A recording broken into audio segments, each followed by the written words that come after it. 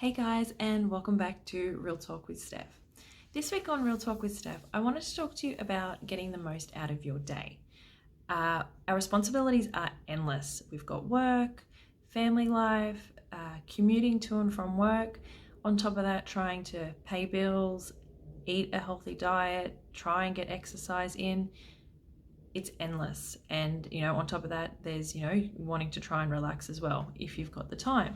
It's hard to find a balance, and it can be really overwhelming. And with everything going on in our lives, sometimes we can reach a burnout, which is something that we don't want to do.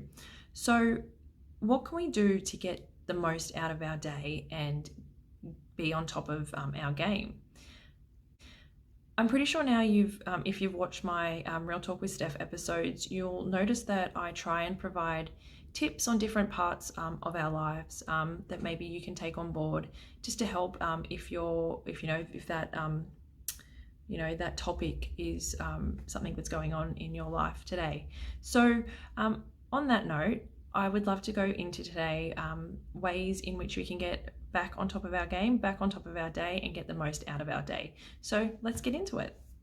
So number one would be we need to identify our priorities. There is so much that gets thrown at us every single day, whether that's at home or at work. Can you do this? Can you do that? And we're such kind people that we don't say no, and it can put a lot more pressure on us. So what I like to do at the beginning of the week is prioritize my day. So write down everything that I've got to do, the important things that I've got to do each day, and make sure that on the beginning of those days that they're the tasks that I get completed first. They're the important tasks that need to be done, and then every other task after that can go on the list. It just means that those important things that you need to get done or want to get done first, and hopefully just relieve a little bit of stress and get you feeling like you've accomplished those main things of that day. I go on and on and on about it. I'm sure you guys are exhausted from hearing me talk about it. Sometimes I get exhausted about talking about it, but meal prep is so important. I'm not saying you have to plan your breakfast, lunch, dinner, snacks, desserts, whatever, but just have 2 main meals prepped. It just takes a lot of load and pressure off you at the end of the day. It means that you're organized, you're on top of your game, and that you're going to make better food choices. So, meal prep. In saying meal prep, prepare your food for the day. So if it is there set out for you in the fridge, you are going to be more likely to grab that and go on your way, rather than not having food prepared and stopping by the servo or grabbing takeout at lunch or something like that. It's actually it's one less thing you have to think about if the food is prepared for you.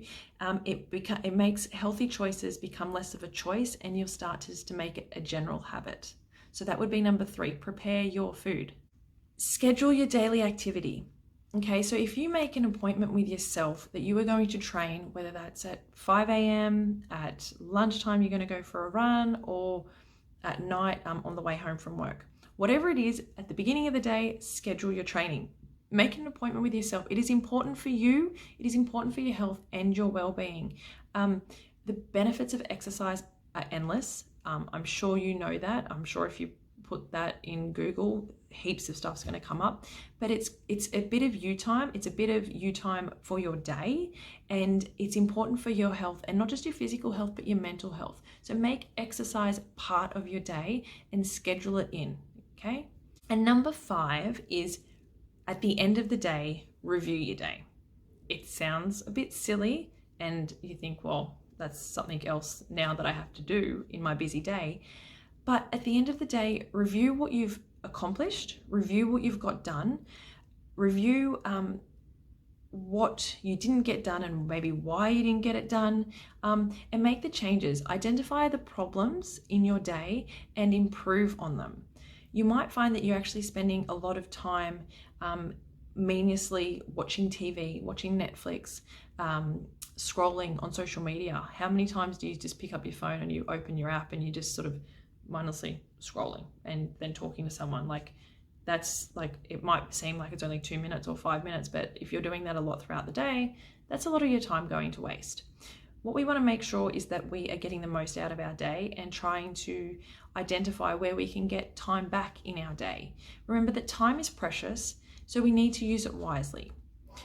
Today on Real Talk with Stef, I've just gone through some tips in regards to trying to get the most out of your day, get your day back and starting it fresh every day. If you have some tips and you would like to share them, please comment below. I'd love to hear what you get done to get the most out of your day. If you enjoy these videos, guys, please give them a thumbs up and I'd love to hear from you. But that was Real Talk with Stef today, and I look forward to seeing you all next week. See you later.